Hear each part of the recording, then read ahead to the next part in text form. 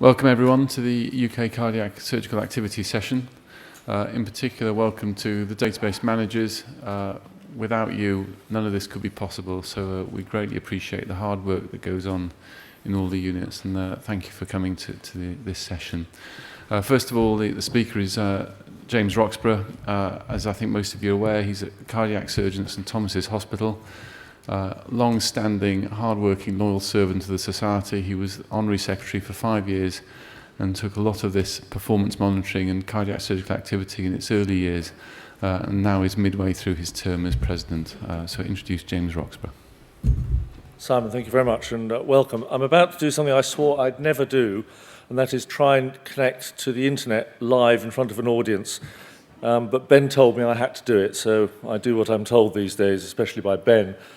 So I've been asked to talk about the whole sort of outcomes scenario and how it's changed over the last 10 years, and hopefully set it in the context of how the other specialties are now feeling the heat.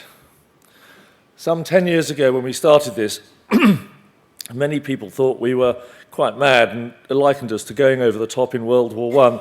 And I have to say, at times, it did feel like we were stuck in the barbed wire trying to hide from both press, politicians, and indeed our own colleagues.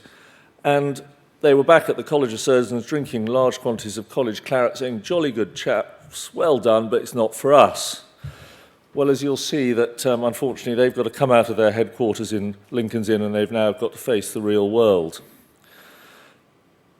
A bit about the history, because although some of us have been through it from 10 years ago, I think it's important to put the whole thing in context.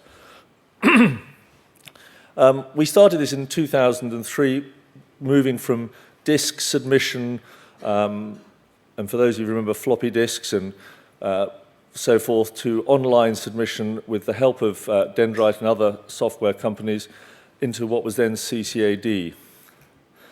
There was a huge amount of pressure about a year later for us to produce some form of ratings because of Bristol, and we started off with a star rating. That didn't really go down very well, and we had to really think about how we were going to present our data. The Freedom of Information Act came in 2005, and The Guardian decided that they were going to do our work for us and wrote to every single trust. They'd actually contacted us first, and we said, well, we're a charity, we're not publicly funded, so we can't do this for you, nor would we do it for them. Luckily, they didn't know what data to ask for. It was very early on in the Freedom of Information Act times, and they got different data from every trust. Probably we helped them by making sure different data got from every trust, so it made it very difficult for them to analyze it. But they did publish it, and it set the scene because we were going to have to do something. In 2006, all our data went onto the public portal, and this was through the Healthcare Commission. And at that time, that was chaired by Sir Ian Kennedy, and so with the links with Bristol, that was the way it went forward.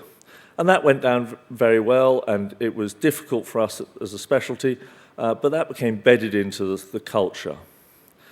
In 2009, the Care Quality Commission took over, and that was quite a difficult time in terms of explaining to them what they had to do, and it was expensive for them, and they never really liked doing it, to be honest. In 2010, they decided they got better things to spend their money on, so they withdrew the funding. We went to Stephen Dorrell, that was Graham Cooper and I, and we asked him what part of care and quality publishing outcomes, why it wasn't covered by it. And he was quite surprised that the Care Quality Commission felt this was no longer in their remit.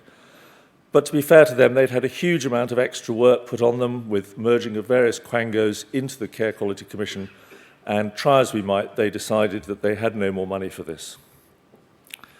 In 2011, somewhat under the radar for most people, the government announced their new data transparency initiative, and this came out of the Cabinet Office. And as you can see here, their performance of publicly funded clinical teams in treating key healthcare conditions. Most other surgical and medical specialties didn't even know this was going on, didn't understand it, and it just sort of passed by most people. In 2012, the portal was way out of date on the Care Quality Commission. We as a specialty knew it, the executive knew it, and I was very much aware that if this came into the public domain, it might be somewhat awkward for us. We went to NHS Choices to ask them if they would consider hosting it, but they said, not us, Gov, sorry, we've got no money, we're about to go into tender, and we haven't got anything we can do for you. So they weren't a viable option. We decided in June that we would host the portal ourselves. We knew that things were coming to a head in various other areas that I will come on to shortly, and so we felt that we had to have control of this, and if we hosted it ourselves, we would keep control when all the new initiatives that we'll come on to came out. And I think you'll see that this was perhaps a brave decision, but I think it was the right one. In June of last year, David Cameron, in July rather, in 2011 and later in last year, was praising our initiatives, and there were quotes in the various websites, and unfortunately this was picked up by the health correspondent in the Telegraph, which I'll come on to shortly. At the same time, the Health and Social Care Transparency Panel, which was set up following that Cabinet initiative, came into being. And I was asked to sit on that representing the society because of our experience in this. And it was very obvious that there was going to be a huge change in the way government was going to handle data. This was not just a little, whim of somebody in a politician. This was a huge change. It was a sea change in the way the government and the public were going to have data.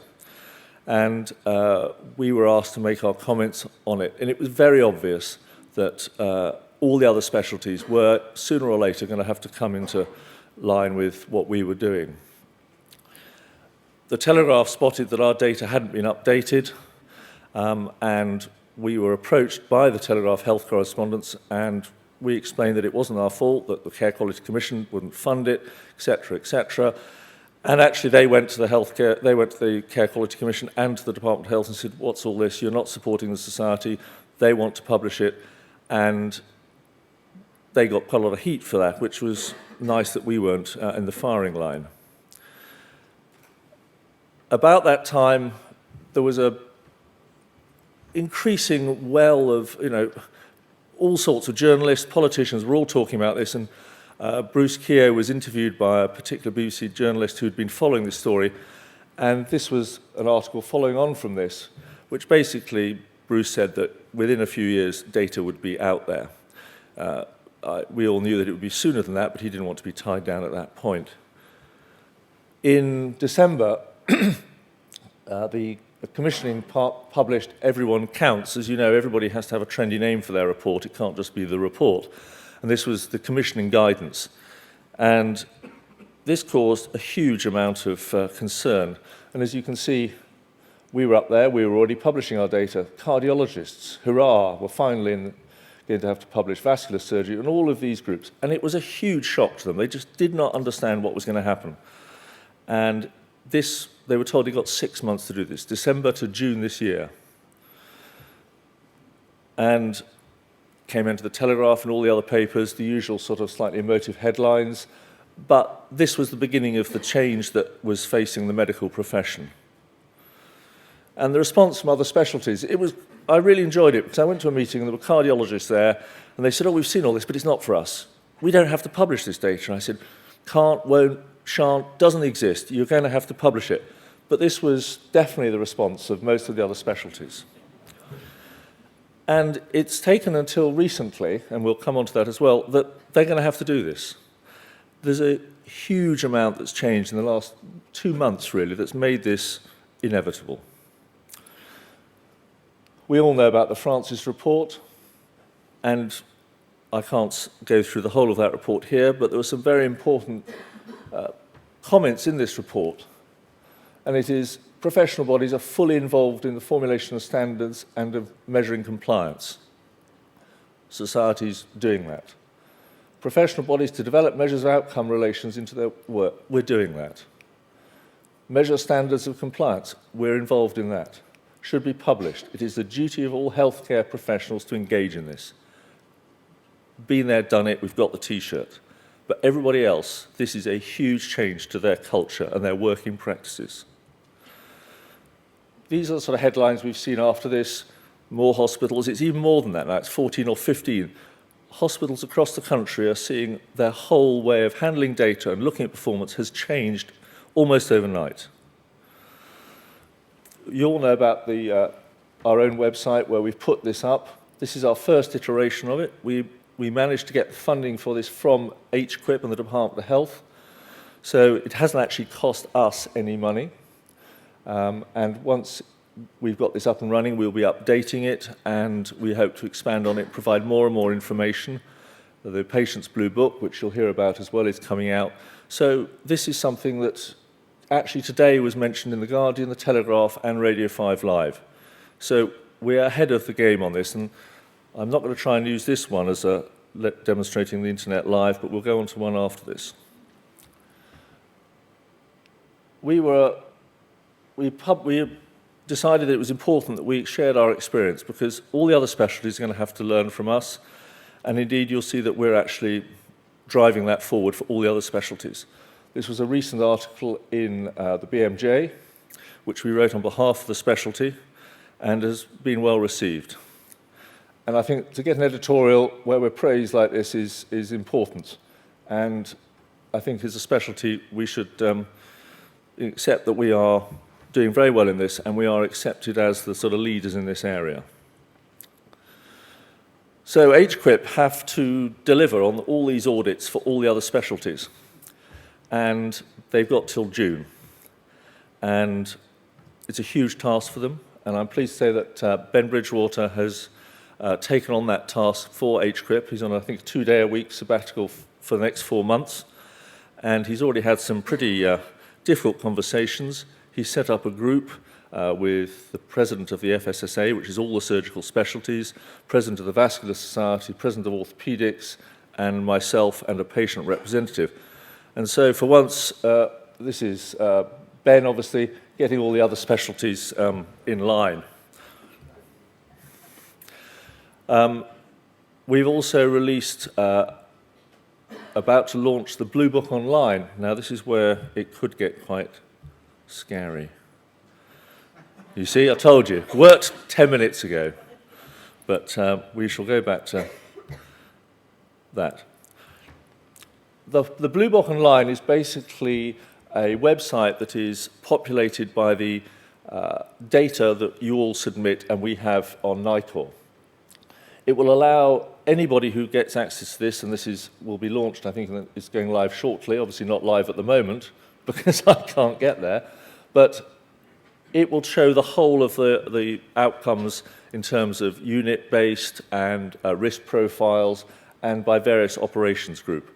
And we may be able to get it working later, but it is a huge step forward for the specialty and for every other specialty.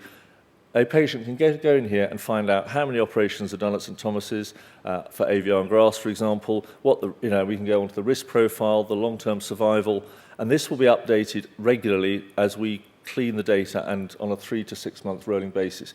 It's a major initiative for us and something that all the other specialties will have to catch up with us. Another area that we're going to be talking about, and Ben will do in more detail, is there's an app coming out shortly, which will allow everybody in an MDT to look up all of the data we've talked about and give you real-time information about outcomes and the amount of work cases that are done.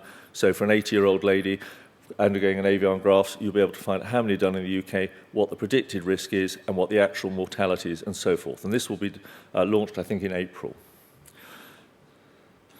Ben will also talk about the Google Charts, and this is another very, very interesting development. It uses freely available software and allows units to see how their performance changes over time and for various outcomes. So the new environment has changed. It's just totally different to what it was a year ago. And compared to 10 years ago when we were seen as those going over the top and stuck in no man's land, struggling with a barbed wire, the Health and Social Care Transparency Panel, which is the Cabinet initiative, has launched and is going to mean that data will be available. Anybody will be able to ask for this data. And we've done a lot of work to try and control that. But freedom of information and access to that data is the real world now.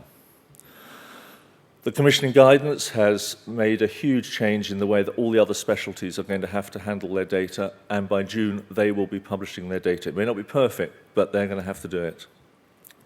The Francis report, as you all know, has made a huge change in the way all surgical and medical specialties are going to have to behave, and it may well be the driver that allows us to get proper funding and support for our data managers and the IT, etc., etc. So, we're way ahead of the game. We've been through all the grief and the blood, sweat and tears of the last 10 years, and we're now sitting comfortable, and it is now time to sit back and enjoy all the other specialties catching up with us.